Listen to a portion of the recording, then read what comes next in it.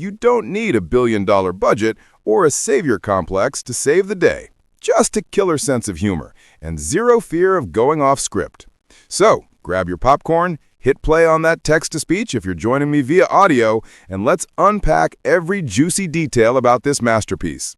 By the end, you'll be queuing it up faster than Deadpool regenerates from a grenade to the face. No spoilers here, folks. I promise we're keeping the plot twists under wraps so you can experience the madness fresh. Let's roll. First off, let's set the scene. Deadpool hit theaters on February 12, 2016 like a meteor crashing a tea party.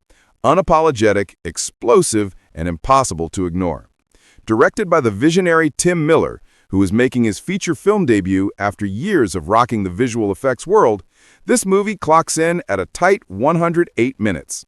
That's right, just under 2 hours of pure, unfiltered adrenaline. But don't let the runtime fool you. It packs more laughs, fights, and meta-jabs than most blockbusters squeeze into 3. Tim Miller, by the way, brought his A-game from the get-go. Before Deadpool, he'd helmed groundbreaking VFX for films like Thor: The Dark World and X-Men: First Class. So when it came to choreographing those insane action sequences, think balletic sword fights mixed with over-the-top gunplay, he was the perfect guy to make it all look like a deadly dance party. And speaking of the script, that's where the magic starts.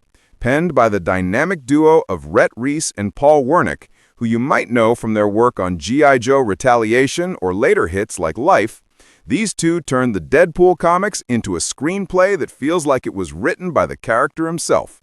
Snappy, self-aware, and stuffed with pop culture Easter eggs that'll have you pausing to Google half the references. But let's back up a bit. Why does Deadpool even exist as a movie? It all stems from the Marvel Comics lore, where our anti-hero was born in 1991, courtesy of the twisted minds of Fabian Nicieza and artist Rob Liefeld. Debuting in the New Mutants number 98, Wade Wilson, aka Deadpool, was crafted as a wisecracking mercenary with a healing factor that makes him basically unkillable. A nod to Wolverine's regenerative powers, but cranked up to 11 with a side of insanity. In the comics, he's the merc with a mouth, breaking the fourth wall like it's made of tissue paper, roasting villains mid-fight and turning every issue into a hilarious hall of mirrors. Fox, who held the rights to the X-Men universe at the time, had teased Deadpool before in the infamous X-Men Origins Wolverine back in 2009, but that version, let's just say it was like serving filet mignon with ketchup packets instead of sauce. Close, but oh so wrong.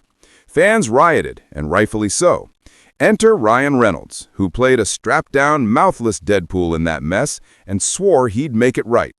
For nearly a decade, Reynolds championed this project, turning down other gigs, scraping together test footage on his own dime, and basically willing the movie into existence, like a real-life Deadpool plot twist.